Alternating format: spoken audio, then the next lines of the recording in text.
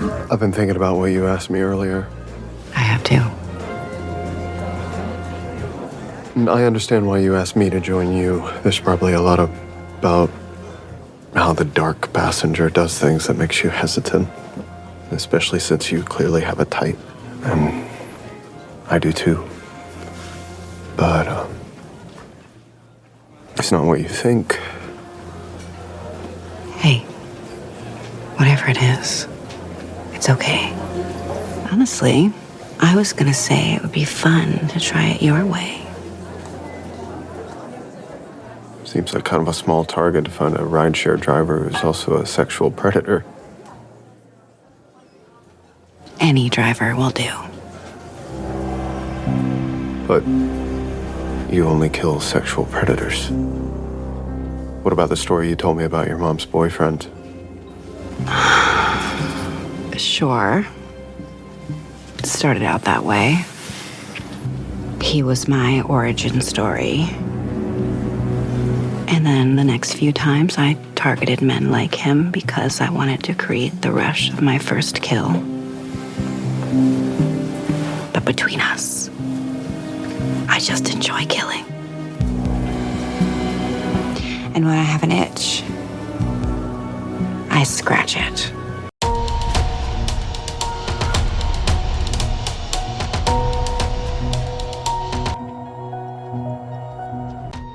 Hello, all. Welcome back to What's On Tonight, a podcast with elaborate, quirky, and unpredictable conversations about TV, movies, and more. I'm Becky. And I'm Mark. And I'm Steve. Today we are covering Dexter Resurrection, Episode 5, Murder Horny. Please note this is a spoiler-filled podcast, so if you haven't watched the episodes yet and don't want to be spoiled, just come back and check us out once you've finished. And before we dive into the meat of this episode, we want to give a warm welcome to our special guest, Steve. You've heard many live Steve voicemails for lots of different shows that we've covered, but today we get a live Steve. So welcome, Steve. Thank you so much for joining us.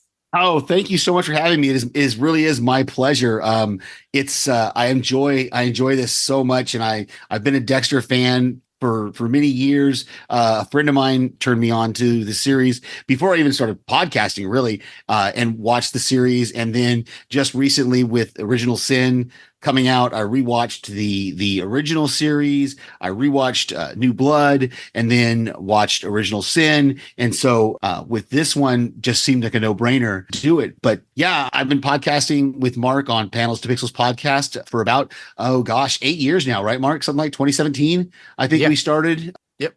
And then a few years ago, I started doing the live Steves, and just kind of took off, and people like them, and so we love them. I thank you. I'm trying to be humble. People enjoy it. They're enjoyable for the most part, I guess. And so yeah, but the series so far, I've been loving it. It's been a great. New Blood was kind of a meh. I was kind of meh on New Blood. It didn't really. I don't know. Something about the setting being in a small town or something. I don't know. It just didn't sit right. But Original Sin was amazing. And especially just after having rewatched the OG series, watching Original Sin, it was so cool to see how they played homage to the original series. And then even this series itself now, Dexter Resurrection, that it plays homage to the original series and to Original Sin and to New Blood as well. It's letting all those things simmer together, and I think it's a great season so far. I hope they get to do more of them. I've seen some criticism, but not a lot of criticism for it. So, and not for me. I think it's great. I agree. I wholeheartedly agree. And it looks like we are going to get at least 2 more seasons. So yeah, I've had that in mind when watching all of these episodes, because it's like, oh, okay, I could see where this could go, but I have no idea where this could go. It's just, it's added to me. It's added a whole new kind of little bit of excitement to the show. So yeah, it's funny too, because they could flip flop if they want, because whatever you want to call, I keep forgetting the name, of Original Sin or Original New Blood? Sin. There you go. Original Sin, because that's set to have more seasons.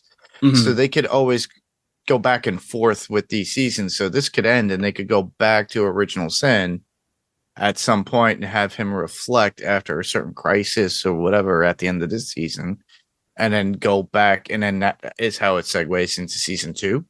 Yeah. There's a lot of stuff they can work with here. Yeah.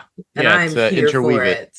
It's really cool too, because I don't know if they've used up necessarily every storyline from the OG series that they could pull into Original Sin. Maybe they have at this point. I can't remember well enough how much season 1 covered, but really they can start breaking new ground even in season 2 of Original Sin, of showing how he gets to where he is by season 1 of Dexter original series. So Yeah. So much goodness. Well, we got some feedback. It came in late, so I missed it, but I wanted to make sure we get it in before we start talking about this week's episode. So on episode 4, our friend Alma Contreras wrote, "All I gotta say is Mark wins the chicken dinner for calling it about Dexter's trophies being in the collection, LOL." And I did respond to Alma and tell her that was me, and I would love some chicken. Exactly. I don't know where they got that though. I was saying that was the second person I think that said that. I'm like, no. Yeah, well, if you've listened to any of our podcasts, know I love it when I'm right. So I will go ahead and be like, no, that was me. yeah. She goes on to say, "This episode was so good. I loved how Dexter has embraced who he really is. I was dying when he introduced himself to the tattoo killer. Crying, laughing face emoji. That was a cool moment. That was such a cool moment." Yeah. Yeah. And to correct you before it's like, let us get this in, you have to say, we have to put this in right like how Dexter usually puts in his syringe in people's necks before he does the kill. Tonight's the night. Tonight's the Gotta night, get that baby. in before the kill. That's amazing. All right. Well, we are covering episode 5 called Murder Honey. Horny. Interesting. Horny. I keep saying honey. Okay, Murder Horny. Well, actually, it does come out in the episode. So Mia does Steve, say I'm it. going to need the mic drop. Yeah, he'll bring up it's the in my mic drop. notes. It's Okay, in my good. notes. So, episode 5, Murder Horny, was directed by Marco Siega and written by Katrina Mathewson and Tanner Bean. So, Steve, as our special guest, would you like to read the very lengthy synopsis I found on Wikipedia? Sure, absolutely. Dexter reunites with Harrison, who reveals Batista's hunt for Dexter and opens up about his guilt, but is reluctant to have his father back in his life. Harrison continues to struggle with his guilt over Ryan's murder and being a suspect in the investigation. To distract himself, Dexter spends more time with Mia and considers revealing the truth about his identity to her, and Mia suggests collaborating on a kill. However, Dexter discovers that Mia is just as depraved as the other serial killers he hunts, targeting anyone when the need to kill strikes her. Unable to kill Mia without drawing attention to himself, Dexter has her arrested as Mia is about to kill her next victim and pins Ryan's murder on her. Prater, who does an interview about himself, orders Charlie to deal with Mia, and she promises Mia that her stay in prison will be comfortable and short. We'll get to that. Dexter finally opens up to his son and promises not to try to mold Harrison after him anymore, and the two begin to rebuild their relationship. That was a very good synopsis. Person It is. who It's wrote very that full. on Wikipedia. All right, well, let's dive into killer moments. If it's all right, I want to start. I'm saving Mia for Steve because Okay. your voicemail last week had me cracking up, and I'm going to let you just wax poetic about Mia. I'd like to talk about Harrison's conversations with Dexter and how they kind of bookended the episode. Mhm. Starts and then, finishes. But their first conversation, I mean, obviously Harrison is freaked out that, he's seeing his dad. I thought it was great when Harrison says, "You're like a horror movie villain, like Michael Myers or the fucking guy with the hockey mask. You think you're dead." And then, in Dexter in his head, he's like, there certainly are some similarities. I thought that was great. But I really, forgive me, I should have written down this actor's name. I constantly keep forgetting to do so, but he is killing it this season. I think of how well they cast young Dexter in Original Sin, but I think we need to give credit here for Harrison because he was good Jack Alcott. Jack Alcott, thank you. Yep. He was good in New Blood, but New Blood didn't just, for whatever reason, did not pack the punch this series is punching with viewers. So I'm really zoning in on him and what he's going through and the way he projects this anguish that he's feeling. And I loved it that he didn't sugarcoat a single thing with Dexter. He talked about how what happened in the woods damaged him. And I appreciate that Dexter took responsibility, that he should not have told him to kill him, that he put something on Harrison that he shouldn't have. And then it was kind of weird when Dexter admits that he knows what Harrison did with Ryan Foster, and the look of like pride and joy that he felt that, Harrison used what he taught him, but you could tell he totally read that situation wrong. And Harrison is not having it. And then we get the flashbacks when Dexter's opening up, talking about how what his first kill felt like. And I like the Original Sin flashbacks. I did not know they were going to do that. And I think that's really, really great. I like how they interwove the flashbacks with the dialogue. There's so much talk today about showing, not telling, and these bookends of the episode really did a good job of interweaving both the dialogue and the flashbacks of both showing and telling us what happened, to where this episode is almost, if you hadn't watched anything else, you could watch this episode and be caught up on what's going on just between these two conversations between Dexter and Harrison. And even though they do the flashback of his first kill is to the original Sin version of it, not the OG Dexter version of it with Denise Crosby, but it's still the same kill, the nurse Mary or whatever her name was.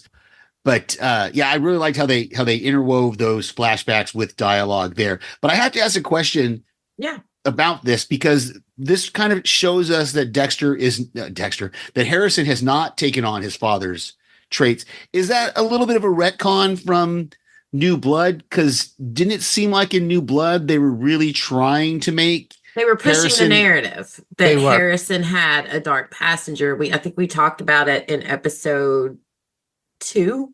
Mark made the distinction that he got a lot of Rita's genetics and that he is a kind, compassionate person. And I kind of argued back, well, it looks like he's got this need to kill inside of him.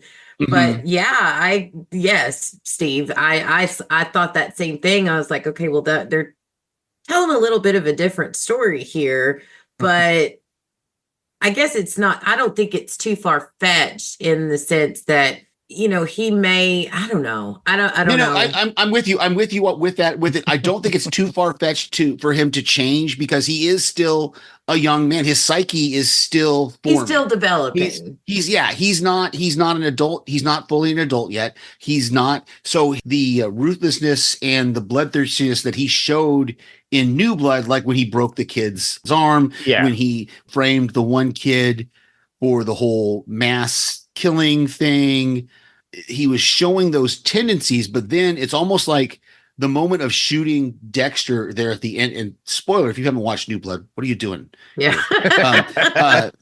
And again, because it was all revealed in this episode anyway, the shooting of Dexter at the end of New Blood really caused him to kind of revert and go, okay, this is not the path I want to go down. And then the killing of Ryan solidified that in him, to where he doesn't have the same kind of dark passenger, the compulsion, because he is feeling the guilt of it. He is feeling the weight. Like killing. Dexter says in the end, their second conversation where he basically admits, okay, I was wrong. You aren't like me. You have compassion. You have humanity. You have a conscience. I do not. So I will promise not to try to mold you in my vision. You know, I think it's fair to add to what you're saying about it that, you know, when he killed Ryan Foster, you got to stop and think that Harrison is carrying a lot of baggage. He thinks he killed his dad. He's homeless. He's dealing with the fact that his dad is a serial killer. We still have no clue what it was like for him living with Yvonne Strahovski, who raised him for all those years after Rita was killed. You know, there's so much we still don't know. So it's not far-fetched that in a moment of rage of seeing this douchebag sexual predator, you know, about to sexually assault this girl, that all of that came flooding out and he just lost it. So yeah, I agree with you. Yeah, well, or you didn't want to admit that I was right. No, I said you were. I said I argued back a little bit, but I really think that's how the framework of how Harrison was. He can flip flop, but I always attributed it of his actions from New Blood and what he did here as being growing pains and learning as he's maturing. Yeah, and he just utilized the tools that Dexter gave him in New Blood to cover up. And that was like Dexter's, you know, spidey sense went off and said, hey, he's like me. My son's like chip off the old shoulder. You did exactly what I would do when I killed somebody, put him in 9 bags and get rid of it and clean up after yourself. And the way it comes out in that conversation is truly really good acting between Alcott and Michael C. Hall within that one scene. Their chemistry is, I love that overhead shot of them sitting at the table, father and son, both of their hands are laying on the table the same way. And Dexter finally comes clean and tells him the truth, the whole truth, and nothing but the truth about the Trinity Killer, how he got involved with the Trinity Killer, thinking he could learn something and how to be a good father to Harrison, but that ended up being the demise of their family and how it was a terrible choice and that he actually apologizes. He's not trying to make excuses like he does and did with all of those people as he was being discovered throughout the OG season. And I'm going to read a couple of his quotes. When Dexter tells him the truth, Harrison just simply says the truth, finally. And Dexter says, I see that there's goodness and humanity in you, and that you don't have to have this life, and I'm sorry for what I brought into your life. And he says, I have so many reasons to kill, but you're my reason to live. And that was such a great quote. Yeah, that was beautiful and so well, honestly, raw delivery that I think for the first time a little bit, not say that they're healed, but you could see a little bit of Harrison's wall crumbling. And when he just reaches over and just gently lays his hand on Dexter's and admits, yes, you're all I have too, you could see a path forward for the two of them. And I loved how they bookended that. And I think it showed growth for Dexter as a father, that he gave Harrison as much time as he could, that Harrison came to him. And I think by doing what he did with the Watt shows Harrison that, yes, he will protect me. And I think Harrison not spilling the beans to Batista that, yeah, you're right, my dad is the Bay Harbor Butcher, shows that there is still something in Harrison that feels for Dexter. Yeah, and I still think that watch, though, because, you know, the lady detective, they show that moment where she still has her doubts, I think. Oh, yeah. And Batista's going to as well. Yeah, I think that watch is going to become the thing that's going to bite him, because I think they're going to find some way. They're going to trace that watch and figure out that it had been in a repair shop and that it didn't get out of the repair shop till after Ryan Foster was killed. And so that's just my, I don't have any, there's no, obviously we haven't watched the next episode yet because it's not out yet, but that's just my speculation. That watch is going to come back to bite them, I think, at some point, or maybe not, maybe it won't, or maybe it will, and it'll get hidden by somebody. I don't know. But that watch has got to be, they're making too big a deal out of that watch for it not to come back. Yeah. Well, Mark mentioned last week that when expensive items like that are being repaired or whatever, they have some kind of tracking of it. So that would add to that, that's definitely a big possibility. Oh, yeah. Yeah. It wouldn't take much for them to figure that one out. So, no. So, so you mentioned Kristen Ritter's character, and I do have a crush on Kristen Ritter. No, we never would have figured that out. Yeah. But here's the thing that I will say is that I really like what they did with the character. It was surprising and it was refreshing at the same time, because we've just not seen, I don't think, to my knowledge anyway, we've not seen a female serial killer portrayed this way. I mean, like she says, and I've got the quote here where she says, what really annoys me, that society doesn't think that a woman could just enjoy murder. She has to be some crusader, a victim who fights back. And then they have this little back and forth about who's innocent, who's not innocent. And at the end of it, she says, but the truth is, I'm the predator. Yes. Yep. And when that twist of her being an actual, and I could see it, like even my first time watching, as I'm listening to her talking to Dexter about this, I was like, watch out, Mia, because you're starting to fit the code. You're no longer going to be out of his sights. You're suddenly going to be in his sights. Oh, she walked right into that code. She walked right onto that table.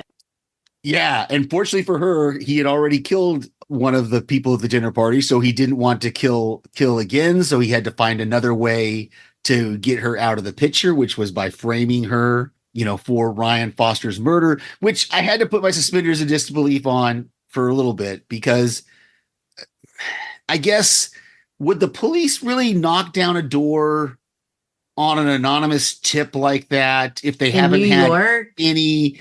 I mean, without any kind of prior, maybe they could hear something at the door. Maybe we're supposed to assume they could hear him struggling or something. It just seemed like they got there right on time. Like, not that I wanted her to kill the guy.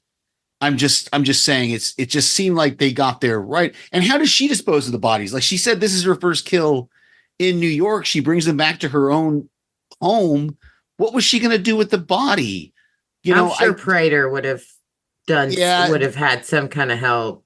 There was just a lot of things to that part of that. I understood they wanted us to get there quickly, but it seemed like, and did we actually see Dexter break into her apartment? How did he know which apartment was her? Okay, we did. I must have He'd been there before, remember? Okay. Yep. Okay. Yeah, you're right. Because when she took the shower, so he didn't know where she lived. Okay. So yeah. So it just seemed like, I don't know, maybe that is something that would happen, but I would just hope the police would have a little bit more hesitancy on an anonymous tip of busting down a door like that. Well, when he called, he was saying it was like, I believe it's this murderer. He keeps screaming this murderer's name. But he wasn't. The guy was gagged, and so unless that doesn't mean anything, they're going on the anonymous tip, right? But that's what I'm saying is unless they could hear from the door.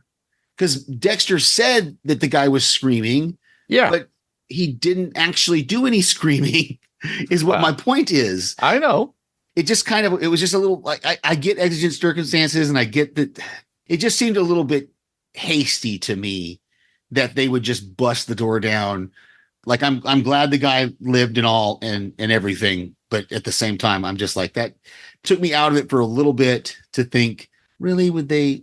Yeah, and obviously after the fact, they find all the evidence of her trophies and all of her kill kit there, and obviously she was already starting to put the lie on the guy's eyes. So, because you can see that his eyes are already kind of bandaged. Yep. So, I mean, I get that they found enough evidence there to justify what they did. It just seemed a little much. before that whole sequence of events, she does say to Dex, "You got me murder horny."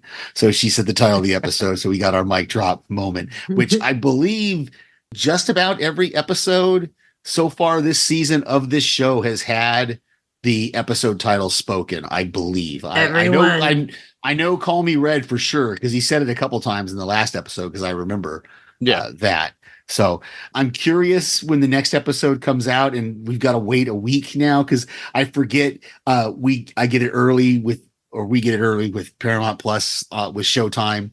It actually won't be out until tomorrow night. This is Saturday. We're recording this, so it actually won't be out till tomorrow night. So it's going to be another whole week before, or at least 4 or 5 days before we get the next episode to find out whether Mia survives. What was that?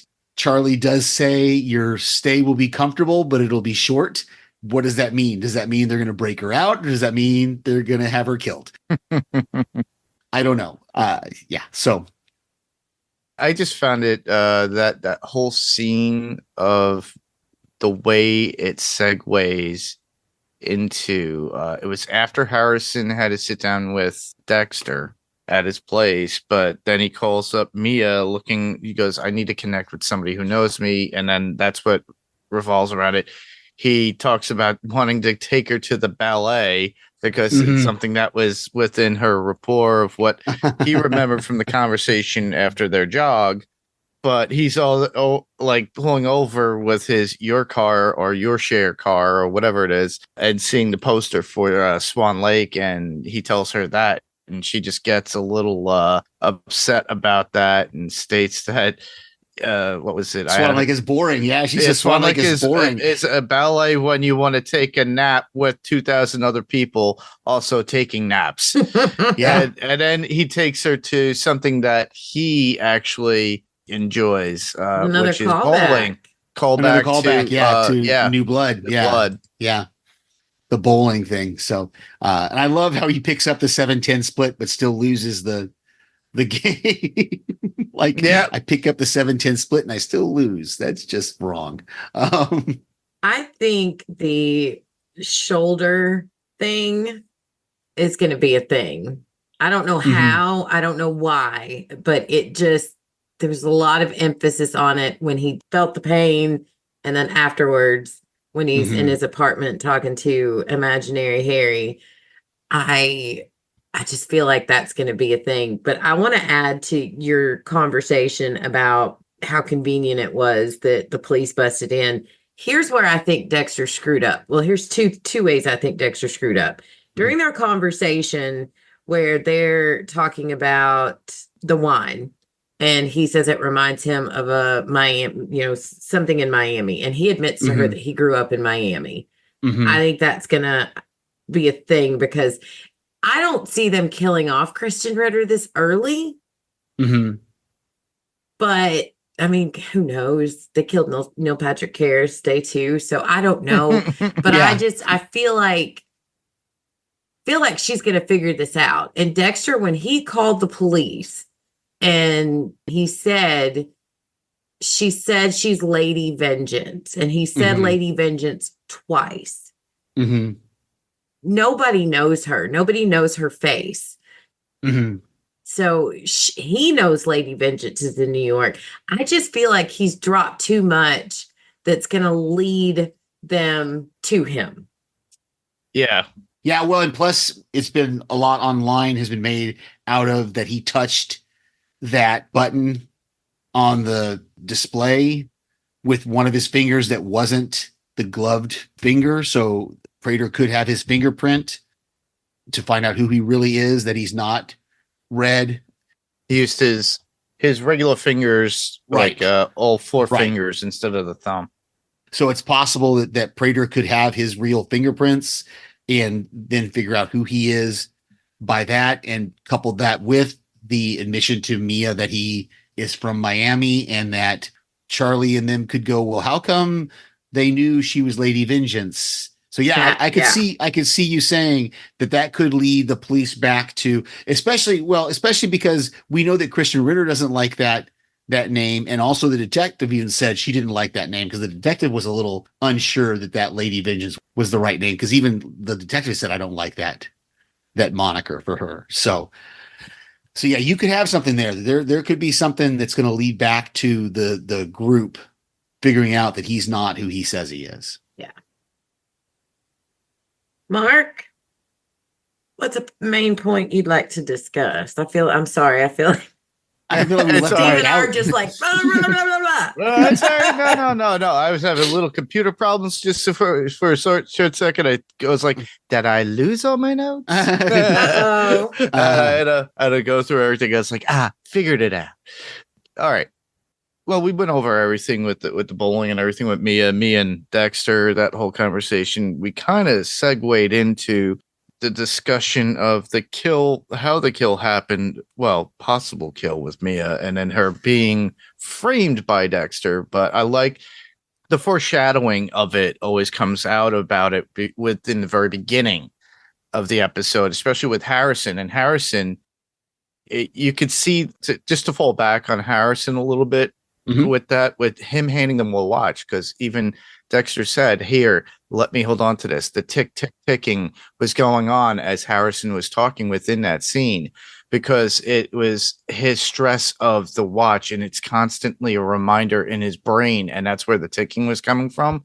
But then Dexter utilizing that as a way to frame Mia later on in the episode, which was really, really cool and innovative in a sense. But it's something that, as a writer, it's a trope that you would do, that saying, okay, well, this is foreshadowing, so this is something to keep your eyes out, because it's a little piece, it's a little nugget we're going to give you there. But it was kind of, for a lot of viewers and a lot of people who watch movies and keep their eyes and ears and their mind open, will know that, and you're like, I'm waiting for that to happen. I was waiting for that to happen, and I was like, when is he going to do this, and who is he going to do? Well, then, when I saw him take the watch and do all that with Dexter, I thought right away, jewelry box, because it's a watch. I didn't. When he took the watch from Harrison, all I was thinking is, I just think about times when I was just younger and heartbroken and being a wiser parent, let me carry this for you. Or you think about, if you have a relationship with God or a higher power, it's like, give this to me. Let me carry this for you. And when he said to Harrison, let me carry this for you. Like I just thought as he's taking this watch to take this burden, this reminder. Well, and I think that's what it was at first. Initially, that's what it was at first. And if you listen to the way they edited the sound there, and I didn't notice it until the second viewing, because you hear the ticking, the ticking. And then as soon as he hands it to Dexter, the ticking stops. And that breath that Harrison lets out. Correct. Right. And you can tell the weight is off him now. Okay, now Dexter's got it. But then, like Mark and I were discussing, we were recording last night for panels. As soon as Mia started talking about how she actually did fit the code, as soon as she started talking about, and we knew he had the watch, both Mark and I clicked into, oh, he's going to use that watch to frame her, and get Harrison off the hook. That was pre-podcasting here, everybody. So y'all cheated. A little bit. We collaborated. We collaborated a little bit. We were recording for Ironheart. And we had both watched the episode once and had our initial thoughts, kind of thing. I was like, as soon as he picked up the watch out of the trunk, that's when I started to think, okay, he might be doing something with this. It wasn't when he initially got it from Harrison. I think it totally was just to take that burden off him, because he hadn't learned about Mia yet at that point. But as soon as he learned about Mia, now he had the means. He had the fuel to do that. Yeah, exactly. The other part about Harrison, though, that I liked, him talking to the detective, because she winds up calling him after he first has that sit down with Dexter. And it was because he kind of called her at 3 a.m. And that was 9:03 a.m. 9:03 a.m. 9:03. And you didn't leave a message. Okay. I loved that delivery. So, and then he used it as a reference of when she goes, well, this is something we have to talk to in person, blah, blah, blah. And then him saying that the reason why he called was he wanted to get the number of the girl that he saved. Shauna. Yeah. and he kind of covered it up and then she goes, well, why wouldn't you get that since you are working in the hotel? Wouldn't you have that access? And he goes, no, I'm a bellhop and my manager's a dick. Yeah. I love that. And I thought it wasn't until the second time watching that I wondered if there was something more to him wanting Shauna's information. But now that you say that, Mark, I think you're right. I think all that, it was just him finding a way to justify to the detective why he had called her. Yes. I think at first I was thinking maybe there was more to it, to him wanting to contact Shauna, because the one girl had kind of rebuffed his attraction. Maybe he was going to check in with Shauna and see if there was some attraction there. But now I think you're right. I think it really was just not a throwaway line necessarily, but it was a way for him to cover up why he had called the detective. So that makes a whole lot more sense. Okay. And we get a little thing out of the detective too, that kind of puts it in your brain for future, even though at the very end of the episode, we find out that Mia is being set up as the person who killed this guy, Ryan, with the watch. Yeah. And she goes, well, we don't literally give the victim's information to possible suspects. Yeah. And he was like, wait, I'm still a suspect. I'm still a possible suspect.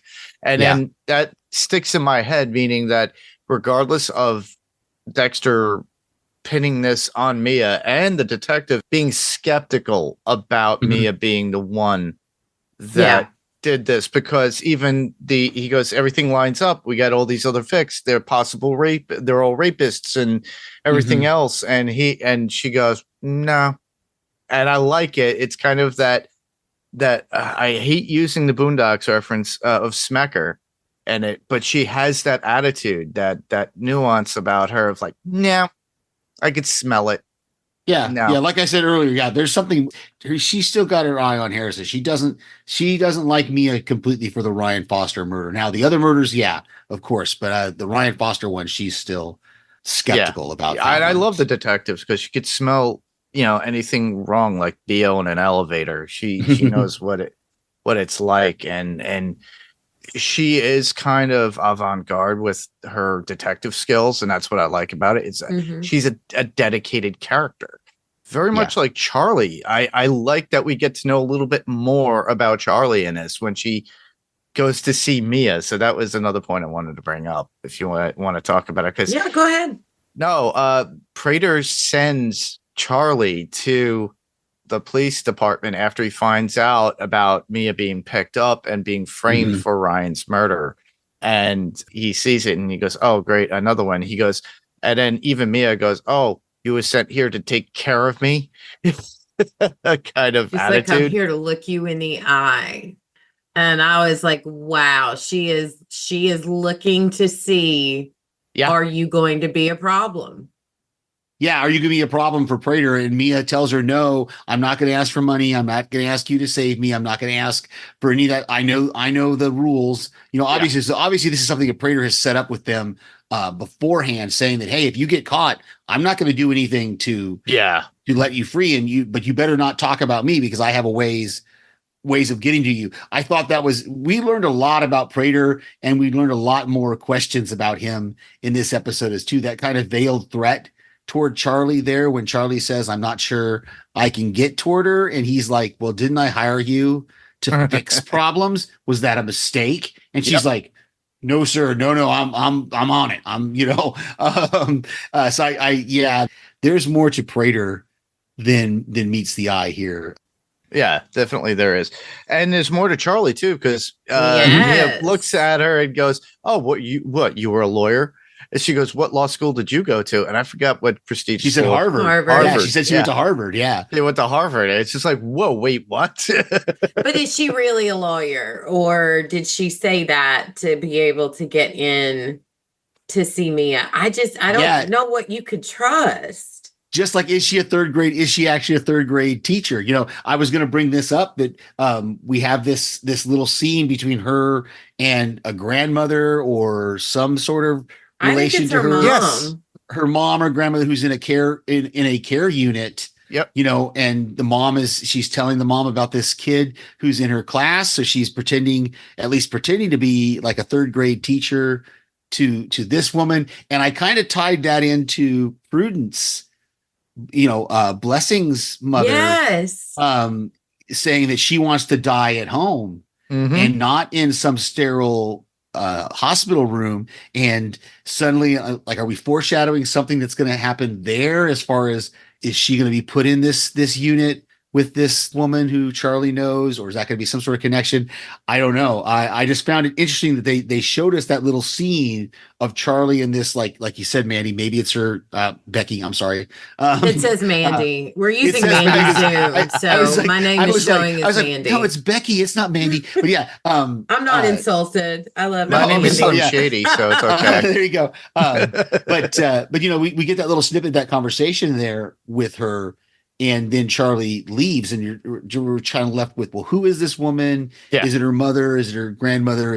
Maybe it's her mother? Probably mother. Looking at the age range, probably mother. But either way, there's definitely a corresponding storyline there between Prudence and this woman in the care facility. So we'll see how that all shakes out eventually. I think that's a good catch too, because usually that is something that will come down, like you said, down the road when it comes to like that little hint that we get. And who's to know if, like, let's say Messing's mother is put into an assisted living and it's the same one. And then Dexter's there to visit, and then there's Charlie there visiting as well at the same time. Oh, wow. That's a good thought. Yeah, that's what I'm saying, is that's it opens up really these possibilities of connections outside of the dinner party to where these people could meet up. So yeah, I definitely saw that there. Nice. Well done, gentlemen. Well done. All right. Well, if you guys are cool, you want to talk a little bit about Prater? Sure. Yeah. I don't know what to make of this man. So we've discovered, according to him, that he grew up in a foster home. And I have a question. Go ahead. And y'all may not know the answer. I could be reaching, but there's so many little things that they're showing in this series that I feel like the tattoo killer and him with the you Dexter at the end, like once he said, I'm the Bay Harbor Butcher, he recognized something. Well, that photo of the foster home that Prater grew up in, I feel like we saw that same building in the original Dexter series with one of Dexter's victims. That's a possibility. I can't prove it, but that's what I feel. Yeah, it's highly possible. I don't know, because they didn't say where the foster home was that he grew up in, just that he grew up in a foster home. And we know that there's some connection there between, wasn't Brian, the ice truck killer, wasn't he in a foster home for a while? Yes, he was. Or in foster homes, maybe from the original series. So there's definitely could be a connection there between Dexter and Prater. That's a good catch. I did not catch that. So yeah, it's possible. And the fact that he said he went back and he's paid for the mortgages of all the families that adopted kids out of that foster home, or out of the foster homes that he was part of. I didn't get all the specific details, but he's definitely, philanthropy is a part of his thing, but he won't talk about that part. No, he doesn't want that public. So yeah. Why? Exactly. And where does his money come from? If he didn't come from family money, how did he come from a foster home, a kid growing up in a foster home, to making his first $1 million? Because that's what he says, right? When he made his first $1 million, that was when he paid the mortgage off of the family that adopted him, or something like that. And now he's I'm assuming a multimillionaire, some sort of really rich guy, venture capitalist, as you talked about with Penny, the last episode. The venture capitalist means he's got a lot of money to play with. Where did his money come from? These are all things we're going to have to find out. Interesting. The only other thing I've got on my notes, we talked about Prudence. I liked the line when she was asking him about if he grew up that she thought he grew up in New York, or they had family in New York. He says in his inner monologue, he says, "Just a son who hates me and a dead dad that lives in my subconscious." That was great. I thought that was great. And then, of course, when he's talking about collaborating with Mia, Harry says, "Dex, when did teaming up with another serial killer work for you? Do you And remember who Prado? did they Do you bring remember up? Prado and Lumen. Lumen? Yeah, Oh, yeah. please tell me that's not a throwaway. I No, I don't hope think not. so. But the funny thing is, it makes me think it's like I keep bringing it up, and then out of the blue, they mention it here on this episode. Mark and I are jonesing for some Lumen. I would love for Julia Stiles to come back. She's another one of those actors that I've loved ever since I saw her in 10 Things I Hate About You, and in the Bourne. She was in the Bourne movies, and I just think she's a great actor. So, Yeah. What was that movie she was in where she played a dancer whose mom was killed? Oh, I forgot. Oh, I Say the loved Last that. Dance? Loved that movie. I still love that movie. I watched it a couple of months ago and it still Wasn't holds up. Channing Tatum in that too? No, Channing Tatum is not. Channing. I don't think I would have liked it. Nothing against Channing What's Tatum. wrong with Channing Tatum? I don't know. it's okay. He doesn't listen. So it's okay. Yeah, there's nothing wrong with him. He's a typecast. He is, but he's done other things lately. Channing Tatum would not have fit the role. It wouldn't have worked. But yes, he's a very, very attractive young man. I think the only other thing I've got in my notes that we haven't covered yet is Dexter gets a new blood slide box. Which I think is a dumb idea. And he can't fit the slide that he got from his makeshift slide from Lowell doesn't fit in there. He so goes, I'm gonna need a bigger box. It doesn't fit. And yeah, just like in Jaws, a Jaws reference, which also is a predator, everybody. So he sees it where it's fit, which is so funny. And he does say that in his inner monologue. He goes, "Guess I'm gonna need a bigger box." I do want to flash back to Prater for just a minute. Yeah. Because we hear about this gala that it's 10th year that this gala that he throws for some police group. Yeah, for law enforcement, right. And it's the hottest ticket in town. And he does it because he was in the car with his parents when they were hit and his parents were killed by a drunk driver. And he's talking about the brave officers. He doesn't finish anything. He just says it was a formative time in my life. And that's all that he says about that. So I wonder I wish I'd have paid attention to when the gala was, because I wonder if it's going to fit into I think it's got to. There's no way his activities he's got planned. Yeah, because he said it's also the anniversary of that death, of his parents' death. Yeah. I think it's definitely got to play into. I looked at a few episode titles. I don't remember them now, but I think are we getting 12 episodes 10. of this? 10 episodes. Yeah. So we've got several more episodes to go. So we could conceivably get to that gala before the end of the season. So I think it's definitely going to be in there, I think. So wait, the history of Prater's parents dying, I kind of probably breezed over it. He says they were killed, and as Becky just pointed out, he says they were killed by a drunk driver and that he was in the back seat.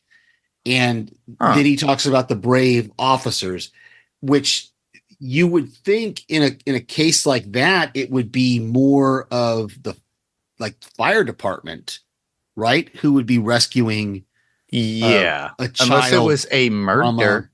That's what I'm thinking. I wonder if there's more to that, what happened with his parents and the drunk driver. Because he just,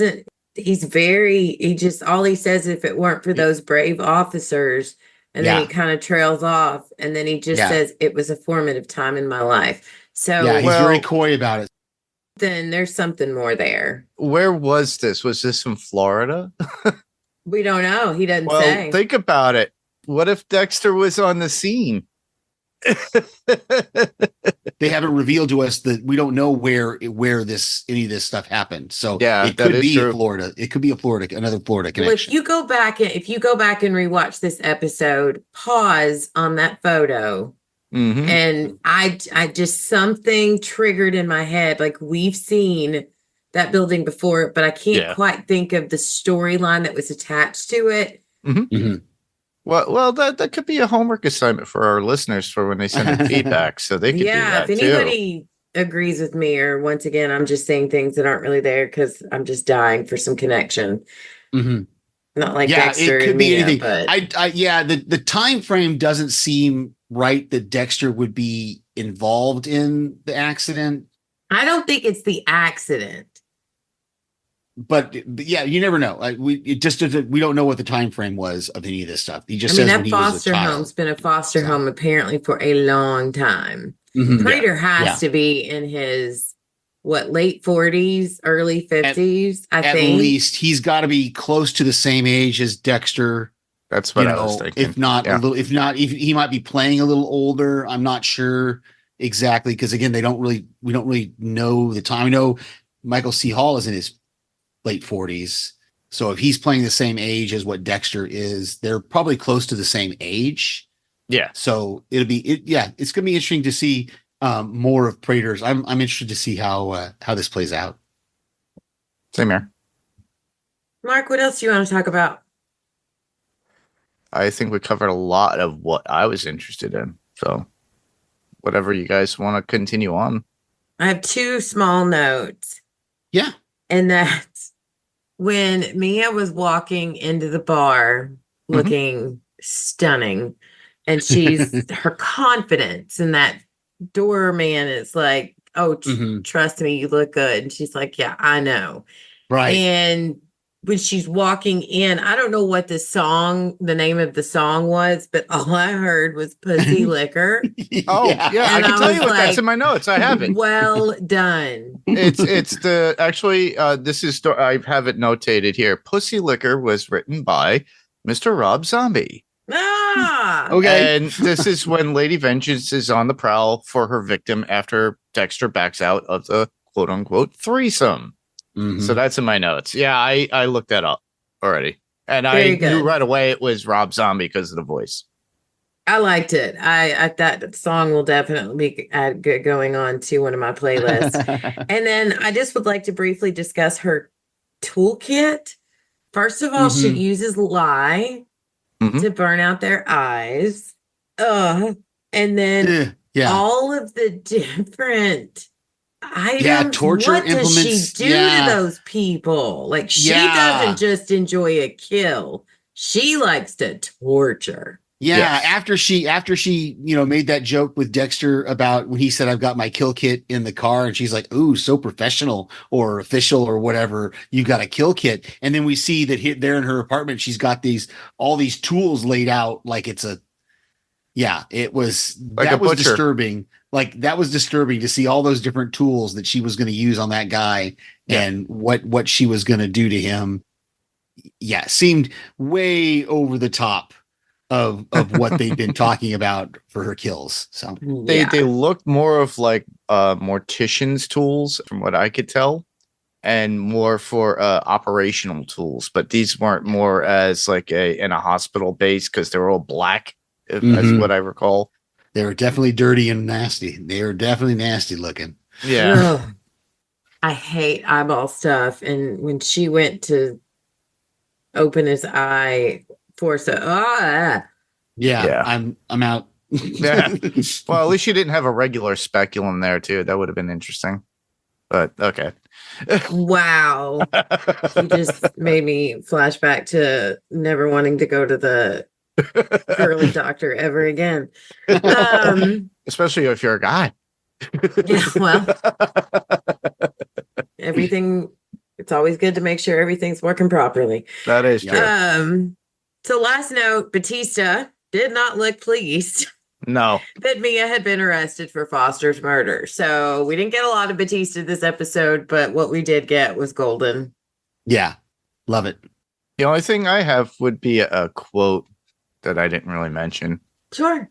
That would be Dexter to Harrison when they're having their sit-down conversation about Harrison and his guilt and how he wants to hand, it was just before he handed over the watch to Dexter, and Dexter states, "You are who you are till you are your worst." And I thought that was an interesting take on it. Great writing. Yeah. All right, well, let's move into our final thoughts. Steve, yay or nay? Oh, definitely yay. I'm definitely a yay on this episode. Marky Mark? Yeah, I would. This is a definite yay. Last week I really, like I said, it was one of my favorites, but it's something that call me wacky, don't call me crazy, call me a sick person, but I like the idea of the whole, serial killer convention. But this added on to more fuel for my thoughts of the show itself and thinking about the show and anticipating the next episode. So that's what this did. Mm-hmm. For sure. Very similar to my thoughts. I am obviously a yay. I just wrote here, another great episode, well written and well acted storylines, had a good surprise and a lot of emotion. I think it's interesting there was no kill this episode. So we are still waiting to see who Dexter's next victim will be. We still haven't gotten to know the other two guests at the dinner party, and we don't know what's next for their meetup. So this episode, while I think doing a great job of not closing stories because they're still open, but giving us some clarification and building, but it's just opened up, like Mark said, a whole new realm of possibilities of where we can go. And I think the most fun I've had this season is speculating what's going to happen next. So it just all around him. Just great job, everybody. All right. Well, I dug up a little bit of show notes and news. I really thought this was cool, so thought we might share. Mark, you want to start off? Yeah. In an article by John. Still just John, no last name. It's with Dexter Daily. The Dexter fandom is alive and thriving, and it's never been more evident than right now. With 4 episodes officially aired, Dexter Resurrection is not just living up to the expectations, it's exceeding them. The buzz is everywhere from social media threads to fan forums, and the consensus is clear. The series keeps getting better with each episode. Episode 4, titled Call Me Red, is already being hailed as a standout chapter in the franchise. Not only was it suspenseful and thrilling, featuring a surprise lineup of well-known Hollywood talent, but it also served as a heartfelt tribute to longtime fans of the original series. Through a scene inside Leon Prater's vault, the episode delivered a cascade of nostalgic callbacks, so much so that even Dexter Morgan himself appeared stunned by what he was witnessing. This fan-favorite episode was penned by the rising writing duo Alexandra Franklin and Mark Mazinski, who previously co-wrote episode 5 of Dexter Original Sin, aptly titled F is for F Up. Thankfully, their latest effort was anything but. Fans across the internet have praised Call Me Red for its sharp writing, compelling direction, and emotional depth. And the proof of this? The ratings speak for themselves. Within just 18 hours of its release, episode 4 debuted with a 9.7 out of 10 audience rating. And as of now, at the time the article was updated, that number has climbed to an impressive 9.8 out of 10 based on over 7,100 votes, matching the legendary rating of the original series' season 4 finale, The Getaway, which still stands as one of Dexter's most iconic episodes. That 2009 finale, remembered for its shocking twist and the heartbreaking death of Rita at the hands of Trinity Killer, remains unforgettable for fans, and now Call Me Red is being mentioned in the same breath. Who would have guessed that a revival series would hit the same emotional and critical highs as the original? And yet, here we are.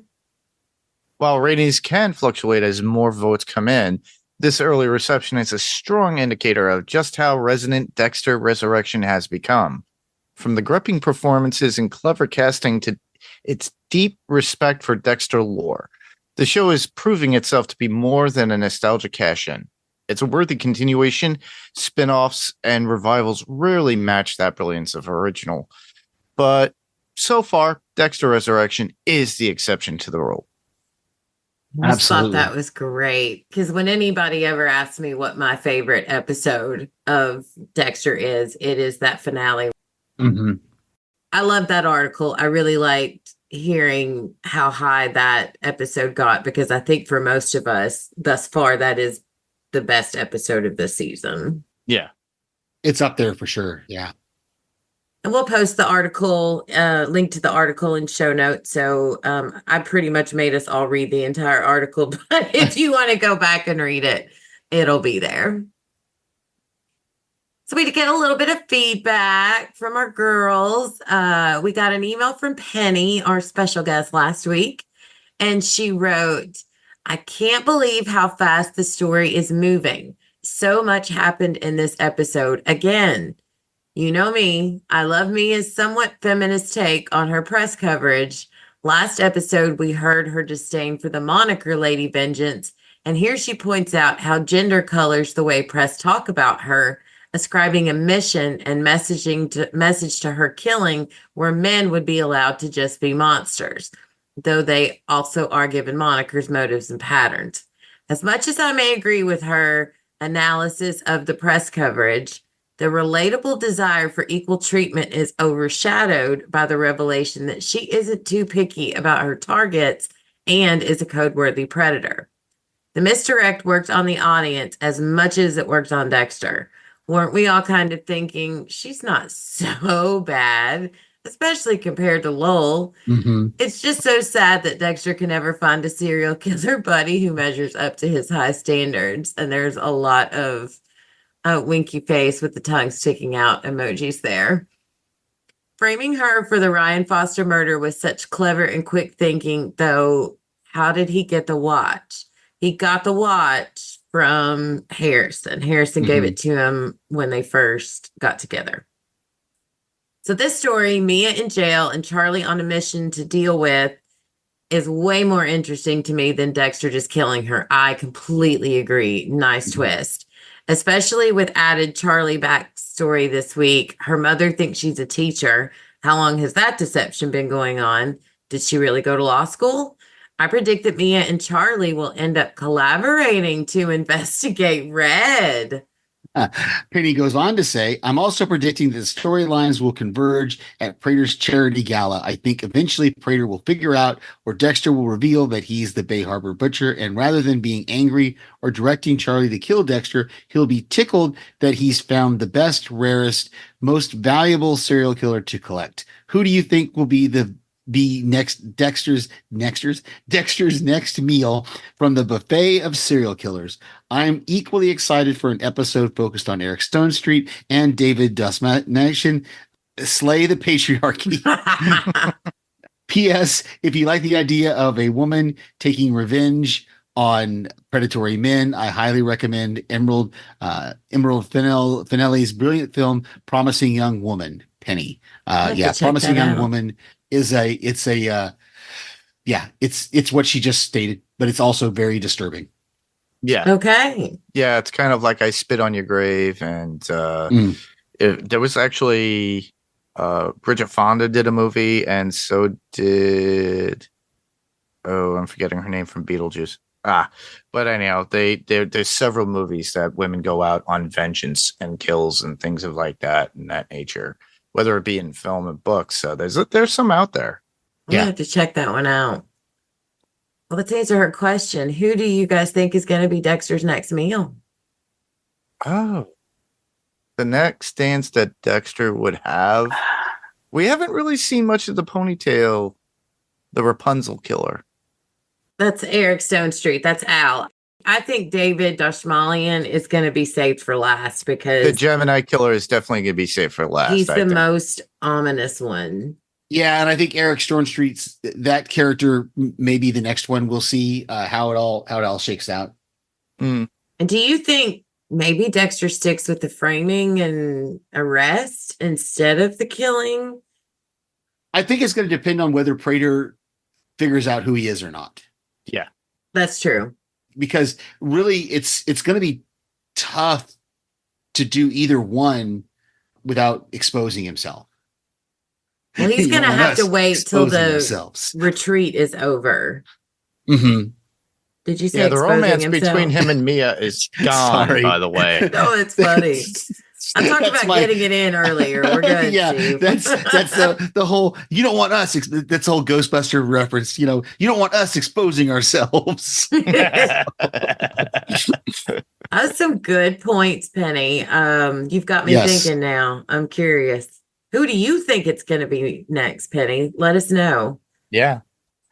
And we also got an email from Kelsey, who will be back with us also for a few more episodes this season. Here are her thoughts. She goes, I take back my compliments from a couple of weeks ago about Harrison's lying skills. This episode, he did everything you shouldn't. Don't answer questions you're not asked. Dang. The intro this week was a little different. Not sure if I liked it or not. Do you think those things about Prater are true? Being an orphan and all that? Or is it a manufactured public persona? I think my favorite part of the episode was when Mia was about to attack that guy. I'm not really a Vino guy, and that's why you have to die. Something that pretty much I thought came right out of American Psycho when he was talking about Huey Lewis and then kills him with or bonks him in the head in the back because he didn't like the song. But anyhow, she continues on saying, and I've had enough red today anyway. Yeah, I love that pun. That line intended for him. I didn't even think about that. Yeah, I didn't catch it until just now as well. Yeah, call me red. I thought about it. I just haven't added my notes, but I laughed when I heard that because Dexter, me pointing it out, the obvious to you now, everybody, Dexter was representing himself as red. Mm-hmm. I didn't even catch it at first that she was talking about Dexter. And while not justifiable reason for a murder, saying you are or aren't a Vino guy is total ick. I hope we get more of Mia somehow. Looking forward to hearing you guys talk about this one. Awesome. Oh, I love that red comment. Thank you, Kelsey. Yeah. Very good. Very, very good. And we are very excited to have both of you brilliant ladies back on again for a couple more episodes this season. Woohoo! So thank you everyone for the feedback. We appreciate y'all so much. And please keep the feedback coming. And if you would like to leave us some feedback or just say hi, you can email or send us a voice message as an attachment to what's on tonight and the number 2 at gmail.com. You can visit our Facebook page where there will be a post for the next episode. And you can leave feedback in the comment section or send us a message through Facebook Messenger.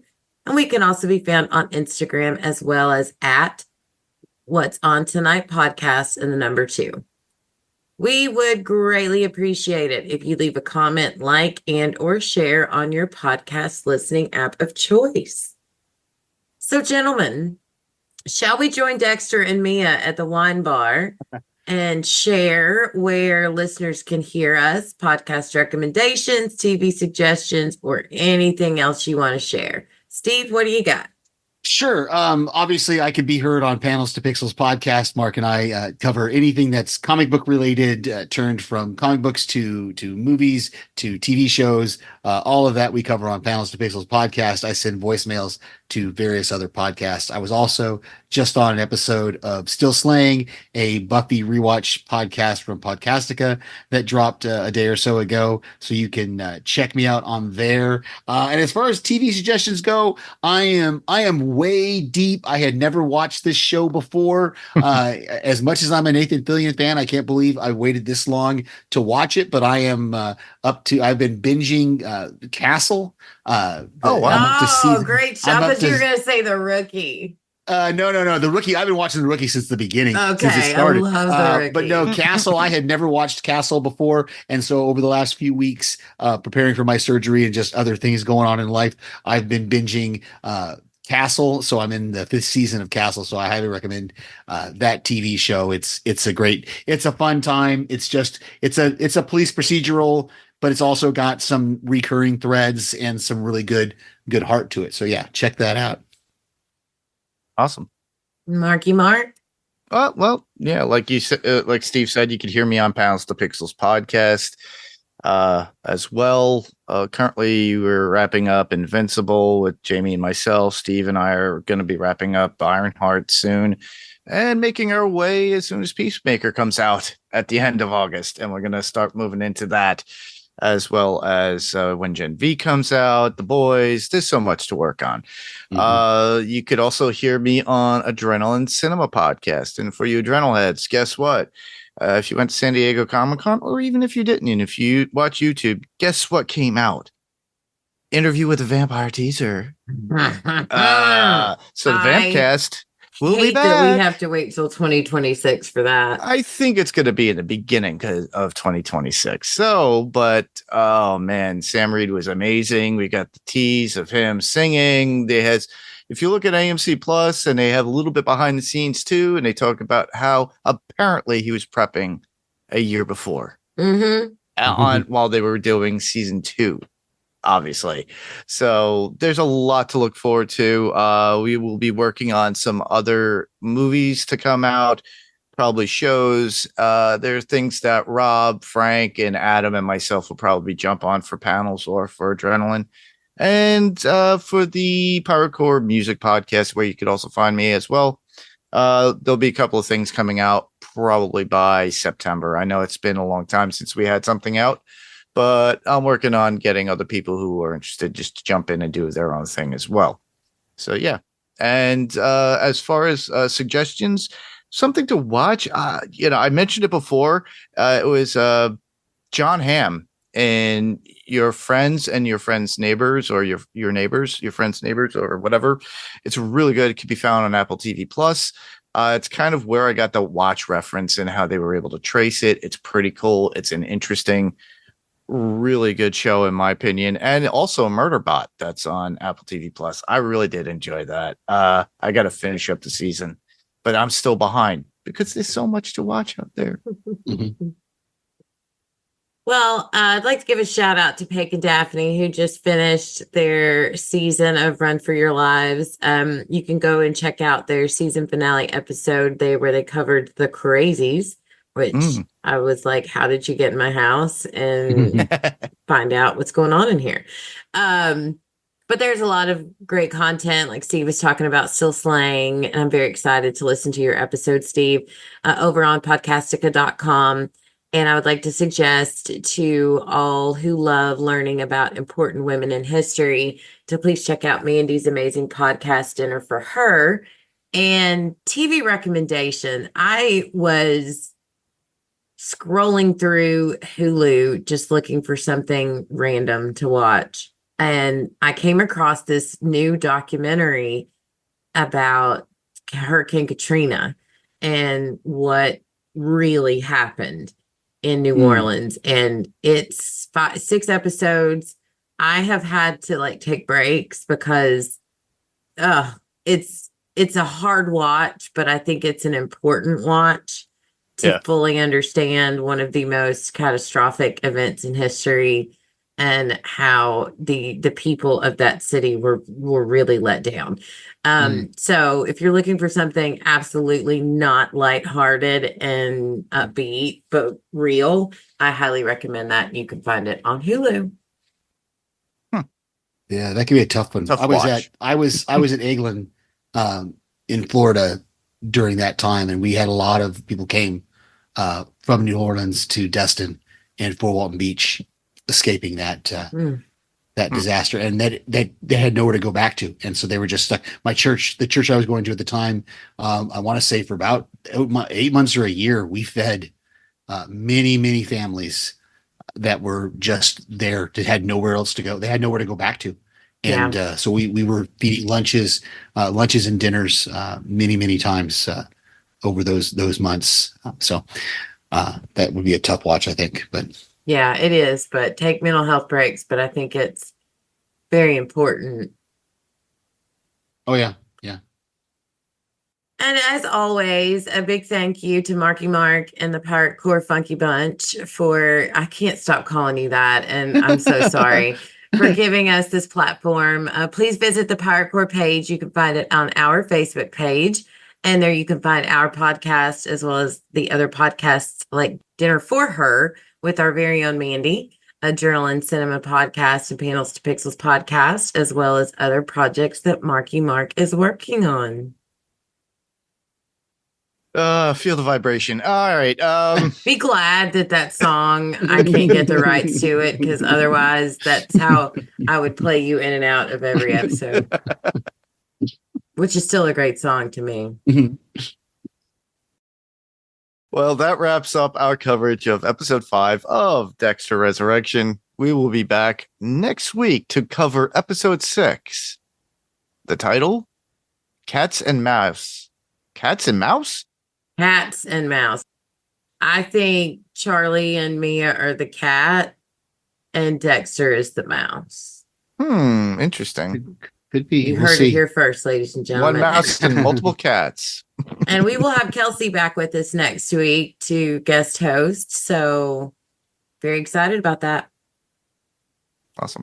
So thank you, Steve, again for joining us. And schedule permitting, it looks like we should hopefully get Steve back for another episode before we end the season. So appreciate that. And good luck with everything you've got coming up. Thank you. And thank you so much, everyone, for listening. Courage is like a muscle. We strengthen it by use. So be courageous every day. I'm Becky. I'm Leon Prater. What? Wait, no. Damn. I'm Mark. And I'm still Steve. You have to finish the season doing this, Mark. We will catch you next week when we grab the remote and see what's on tonight. Bye. Bye.